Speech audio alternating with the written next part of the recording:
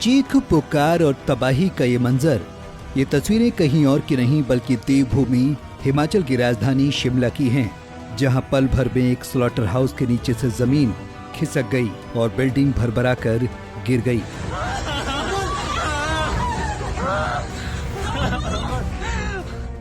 दरअसल पहाड़ी राज्यों में बीते दिनों से भारी बारिश का कहर जारी है। हिमाचल में लगातार हो रही भारी बारिश और भूस्खलन से काफी नुकसान हो रहा है। यहाँ कुदरत ने जान और माल दोनों को भारी नुकसान पहुँचाया है। जगह जगह लैंडस्लाइड से सड़कें बंद हो गई हैं, रेलवे ट्रैक हवा में लटक रहे हैं, तो वहीं बड़ी संख्या में घर जमींदोज हुए हैं। मंगलवार शाम शिमला में कृष्णानगर इलाके में भूस्खलन के बाद कम से कम 8 घर ढह गए और एक बूचड़खाना मलबे में दब गया। इस घटना में 2 व्यक्तियों की मौत हो गई है। घटना के बाद खोजी कुत्ते और बचाव दल मौके पर पहुंचे और तलाशी अभियान शुरू कर दिया। अधिकारियों के मुताबिक कुछ निवासियों के मलबे में फंसे होने की आशंका है और एनडीआरएफ, एसडीआरएफ और राज्य पुलिस के जवान बचाव अभियान का नेतृत्व कर रहे हैं। जो प्रशासन की ओर से हमें जानकारी मिली है उसके हिसाब से यहाँ पर कुल 21 विक्टिम होने के प्रमाण मिले हुए हैं और उसके हिसाब से 21 हैं। 1-2 लोग और उसमें हो सकते हैं।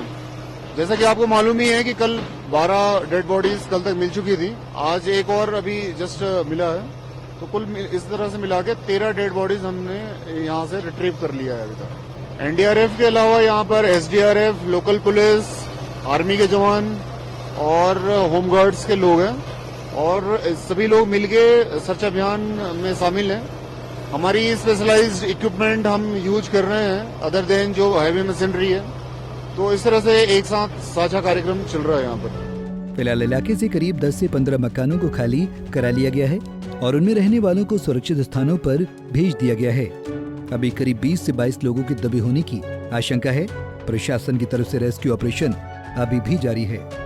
ऑपरेशन शुरू कर दिया था, तो अभी लगभग जो हमारा आंकड़ा है जो लोकल लोगों से कुछ कंफर्म हुआ है उसके हिसाब से 21 के आसपास ये बताया जा रहा है कि 21 के आसपास यहाँ पे बॉडीज़ हो सकती हैं, जिसमें से जो 12 बॉडीज़ हैं वो हमने पिछले जो 2 दिनों में रिकवर की है।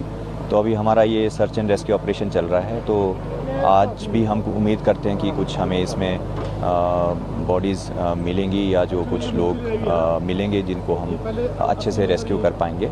तो हमारी पूरी कोशिश है, हम पूरी तरह से जो अपनी टीम्स हैं जिसमें हमारे एनडीआरएफ के लोग हैं, एसडीआरएफ के लोग हैं, आर्मी के लोग हैं, यहाँ पे लोकल पुलिस है, होम गार्ड है, उन सभी की सहायता से जो है ये सारा कार्य किया जा रहा है। देखिए अब ये क्योंकि जब ये रेस्क्यू हमारा चल रहा है, सर्च एंड रेस्क्यू ऑपरेशन चल रहा है, इसके बाद ही कुछ कहा जा सकता है।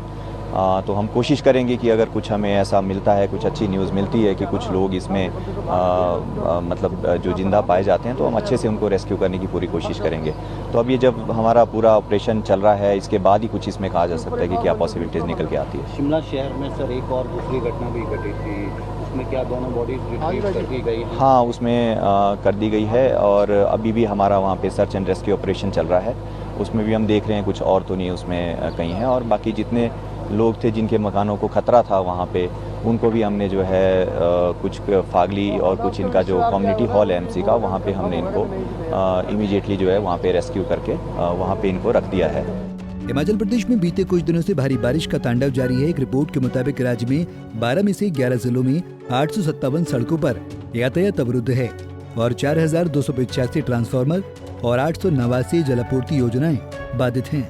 इस मानसून सीजन में प्रदेश को 7171 करोड़ रुपए का नुकसान पहुंचा है। पूरे हिमाचल प्रदेश में बाढ़ और बारिश से अब तक 60 लोगों की मौत हो चुकी है। ऐसा नहीं है बाढ़ और बारिश का तांडव हिमाचल में ही देखने को मिल रहा हो। पहाड़ी राज्य उत्तराखंड में तबाही का मंजर जारी है। जोशीमठ तहसील के हेलंग उर्गम मोटर मार्ग के पास एक मकान भरभरा कर गिर गया, जिसमें 7 मजदूर दब गए हैं। 7 में से 5 मजदूरों को रेस्क्यू कर लिया गया है, जबकि 2 लोगों की मौत हो गई है। उत्तराखंड में बाढ़ और बारिश से मरने वालों की संख्या बढ़कर 8 हो गई है, जबकि 7 अभी भी लापता हैं। उत्तराखंड में भी लगातार हो रही बारिश से नदियां उफान पर हैं। राज्य में सोमवार से लगातार भारी बारिश हो रही है। वहीं 19 अगस्त तक यानी अगले 4 दिनों के लिए उत्तराखंड में कई जगहों पर येलो अलर्ट जारी किया गया है। हालांकि समय के साथ बारिश की तीव्रता कम हो सकती है। इसके अलावा लोगों को बाढ़ और भूस्खलन से प्रभावित क्षेत्रों में बाहर न जाने की चेतावनी दी गई है। वहीं पहाड़ों पर हो रही मूसलाधार बारिश ने दिल्ली की चिंताएं बढ़ा दी हैं। यहाँ यमुना नदी खतरे के निशान से ऊपर बह रही है। पुरानी रेलवे ब्रिज पर जलस्तर सोमवार दोपहर 3 बजे 203.48 मीटर से बढ़कर मंगलवार शाम 6 बजे 204.94 मीटर पर पहुंच गया। रात 8 बजे तक जलस्तर 205.12 मीटर तक पहुंच गया। मौजूदा जलस्तर 205.39 मीटर यानी खतरे के निशान को पार कर गया है। आज सुबह भी नदी का जलस्तर खतरे के निशान के पार ही है। बारिश के बाद बाढ़ ने देश के कई राज्यों में हालात बिगाड़ दिए हैं। पहाड़ से लेकर मैदान तक हर तरफ तबाही का मंजर नजर आ रहा है। Bureau report, Punjab Kesari TV.